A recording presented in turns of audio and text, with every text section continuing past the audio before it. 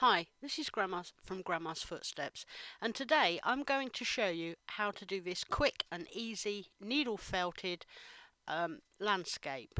So it's quite simple. You start off with a piece of pure wool felt, which is what I've got here, and what I've done is I've marked out the size that I want the picture to end up at.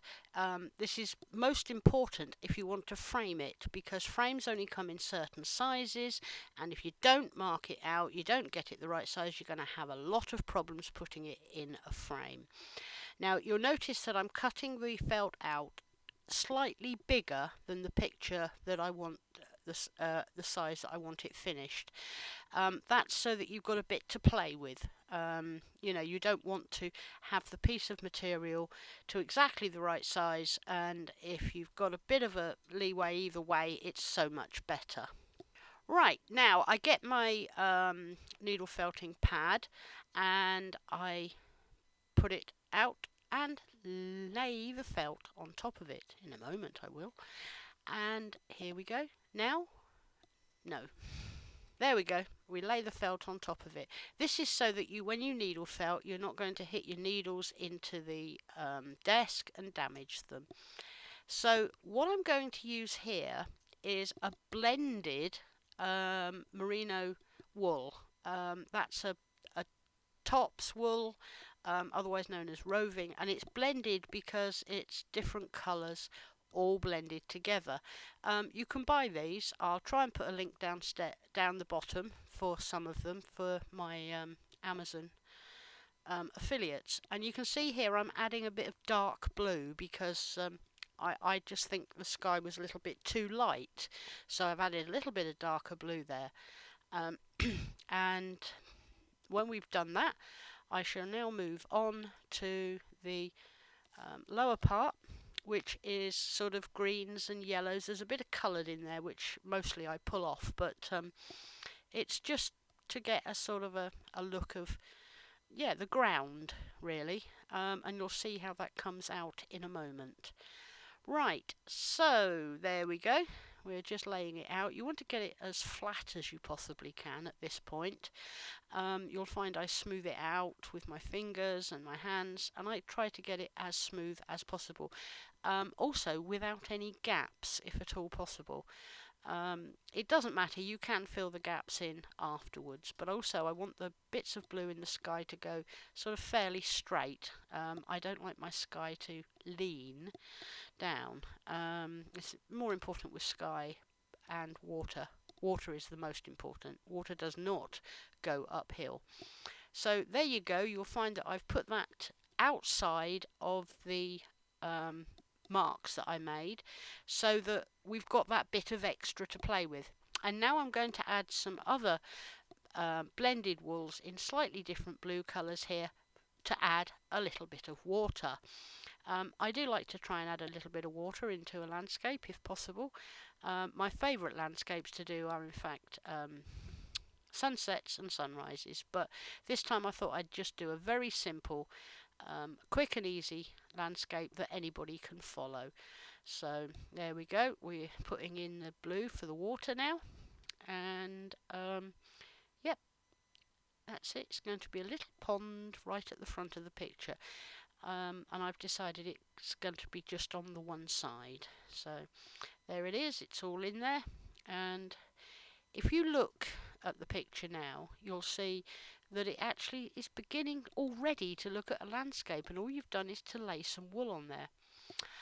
Now I'm adding some white to the sky because you want a few clouds in there. Not too much, and sort of spread it out a little bit, make it a bit fluffy. You don't want great big lumps of clouds because it doesn't look natural. So that's the way I like to do it. Just spread out a few bits of white and make it nice and fluffy. So we'll shortly be actually starting to needle felt, but you can see there I've got a fairly straight landscape. A fairly straight horizon line, and that's fine. You can do that and add bits to it afterwards, or you can slightly move the green bit. Now you see there I showed you a single needle. This is a single needle that I've pushed into a cork so that it's easier to hold, and here I have a double needle connected together, 2 needles with a rubber band, and that just makes it just a little bit quicker to do this. Now you'll notice that I'm needle felting the edges of the picture first, so just to make sure that my wool is not going to move when I start needle felting the rest of it. So and here I have a tool which has 6 needles in it. It does work quite quickly, but it tends to leave a lot of sort of hole marks, which I really don't like in my finished articles. So I've gone back to, I believe I've gone back to using my double needle. Looks like it. And then I will probably finish off in places with the single needle. Now there you see where I had a little bit of a gap and the felt was showing through, so I simply needle felted a piece of wool over the top where the gap was, and that solved the problem. I also added a little bit more dark blue to the top left hand corner of the sky, and now I'm needle felting like mad using my double needle, which is just 2 needles held together with an elastic band. I do have an apology to make. For some reason during this video my camera decided to keep going out of focus. I hope it's not spoiling the tutorial too much for you. It's not a problem I normally have, but this time unfortunately the camera has decided it's not going to play nicely, so there you go.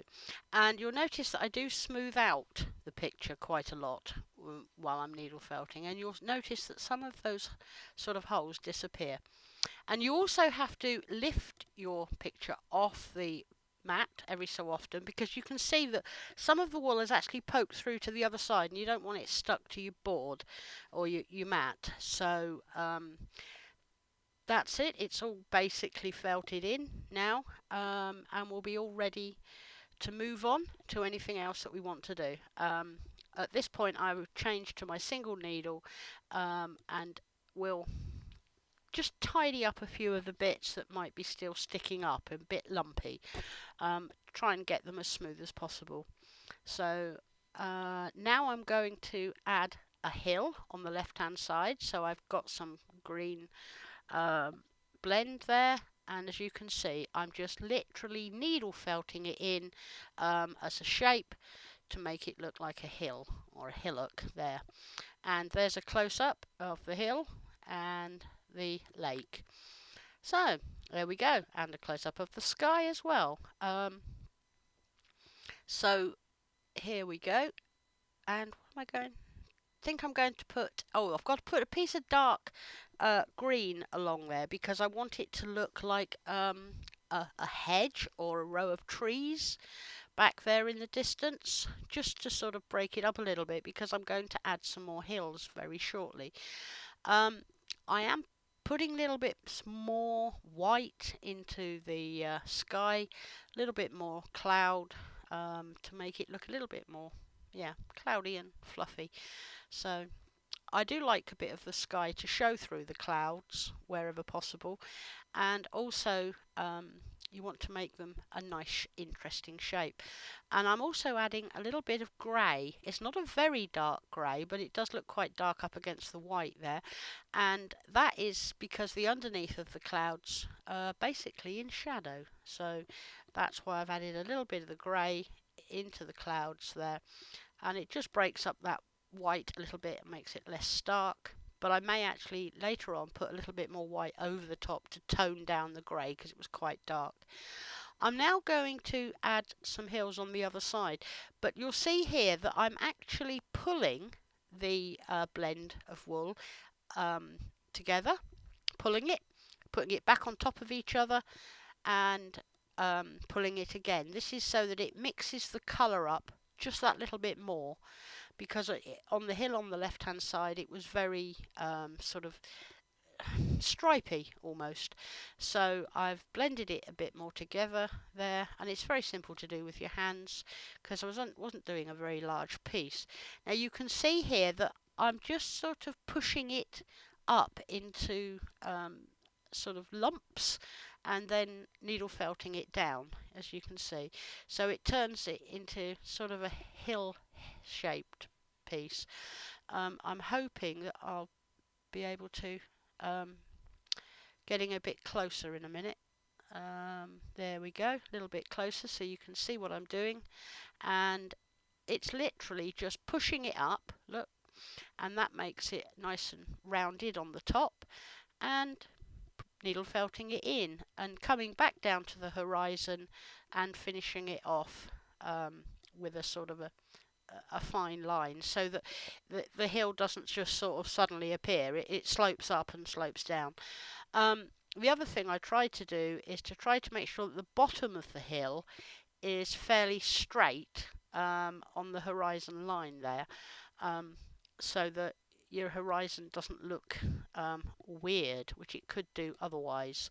But there you go. That's how you add hills or interest. You can do the same by using different colours. You can add mountains and all sorts to your thing. Now I'm adding a piece of dark green here down that sort of natural crevice line there, and what that does is it sort of separates the two hills out. I don't put too much on. I don't like thick lines. I don't like things outlined, but as you can see now, it looks like two different hills. I'm also adding a bit of dark green at the bottom of this hill, which adds a little bit of interest. Might look like a few trees or a shadow. It's just to add a little bit of interest to the actual hill there. And as you can see now, I'm adding some white, very fine white lines to the water, and I think it makes it just look a little bit more water-like. And also along the edge of the water, where the water meets the bank there, I like to put a line of white. I think it just makes it look more like water. So I mean, you know, you don't have to do that, but that's what I do. And also make sure you don't just do lines straight across the water. You'll notice that line there comes in from the side and then stops, and this one just starts in the middle. So that's how I do that. Now there's a close-up of the hills and a close-up of the lake with the water done. Okay. Now I think that's a little bit dull and uninteresting just there, so what I'm going to do is I'm going to add some rocks. Now I've got this sort of brown blended mixture here, so I'm going to pull a little bit of that out, and basically I'm going to sort of roll it up to make it sort of rounded at the end, and needle felt that in, very similar, in fact exactly the same as we did the hills, but because of the change in colour, you can see it starts to look like a rock fairly quickly. If you've got a bit of extra, you can either cut it off or you can wind it back round and put it in, which gives a little more interest because you've picked up different bits of the colour in there. So that will make a really nice rock stuck at the front there, and it just finishes off the edge of that lake quite nicely. I shall now add a few more rocks, and I'll come back when we finish that.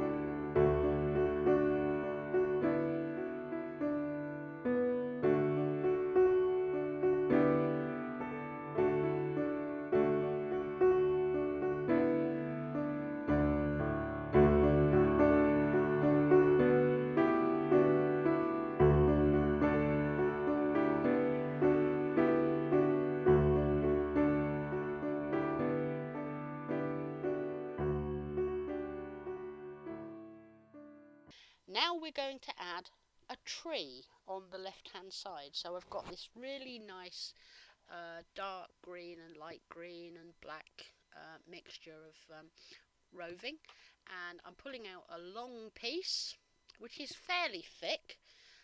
It has to be about the thickness that you want your tree trunk to start at. So I'm starting close to the bottom but not right at the bottom, and just needle felting straight up to make a tree trunk. Well, in fact, it's not quite straight, it's leaning to one side, but that's it. And I'm needle felting probably an inch, inch and a half, and then splay out the bottom, which makes it look like the tree is in fact growing, and you've got roots coming out the bottom. So just do that, needle felt up to there and smooth it all out. You want it all going upwards, and then needle felt to where you want the first branch basically. And once you've done that, you then separate out your wool and pull it over to one side. Try to make it a nice sort of angle on the branch that you're making there, and needle felt that for as far as you want that particular piece of branch to go. But do remember that tree branches and trunks get narrower as they go up, so you don't want to spread it out any further than when you start doing it, because it will get thicker if you do that. So, and each time you separate it, you're going to get a thinner and thinner branch. Now, how far you go with this is entirely up to you. I like to have a few branches on my tree. It depends. And then when you've done it, when you've done your tree, you can choose whether or not to put leaves on it, which is fairly simple to do. And you could choose maybe an autumn scene where you would put on a sort of the oranges and reds and browns, or a summer scene and put some nice green leaves on it. So that's how we make a tree here, and you're going to see in a moment I will carry on and do the rest of it. And here we go. So now we've got that branch, and it is separated into two branches, and I've needle felted it right up, and it's now gone right up into the sky, and there's a close-up of the bit that I've done. I then separate it out again, so that this part is going to basically be the trunk continuing upwards, the middle bit, so it's fairly wide still, but not as wide as it is at the bottom. And I start needle felting it in, and you'll see that I hold it quite tight, because you want it to be fairly straight and level. You don't want it to be too wiggly, so if you pull it tight, you'll find when you needle felt it, it will go where you want it to go. Now you'll notice here that I've decided to take this branch across, but I decide that it's a little bit too straight. It's not where I want it to be. I've needle felted it in a little bit, not too much. You put a few needles into it, and then you can decide whether or not you like it. And you can see it was quite simple there for me to just pull it back up and put it in a slightly different place where I actually wanted it, because I didn't like the fact that it was so straight there. And then just bend the end over so it crosses the other one. And that immediately gives you a little bit of depth, because it now looks like the first branch that we put in is behind the one that we've just done now, and that adds to the depth of your picture. If you want to get a little bit of depth in there, that's a good way to do it, to actually overlap them. So here we go now, another branch coming up here, and you'll notice I'm going to bend that one over in front of the one that we just did, and again adding some depth to it. And you'll notice that one goes quite a long way up into the sky, but there you go. And you can see from this, with using the blended wool, how you get lots of colours into your trees, because trees are not just brown, they're all sorts of colours. So that's that. I then decided I needed to add a bit more, so that's fine. You can add a bit more whenever you like. However, just make sure that when you start putting it on, that you start off from a joint, so that it's in keeping and it stays looking smooth and correct. Yeah. So that's it, and you can bend. There you go. We've made a sort of a fork-shaped one. But trees grow in all sorts of different directions and all sorts of different ways. So there you go. That's your tree. I think I'm going to add a little bit more here on the left, because I've decided I wanted another branch to go off the side of the picture but a bit lower down, because the branches there in the centre all seem to start at the same place, so a bit lower down. So I've added a bit of wool there, and I'm pulling it over so that it goes straight off the edge of the picture, and it's nice. But I've noticed that the branch above it has got quite a bit of white in it, so I'm adding a little bit of highlight because it's on that side of the tree, and the light's coming from the left. I've added a little bit of highlight to that branch there.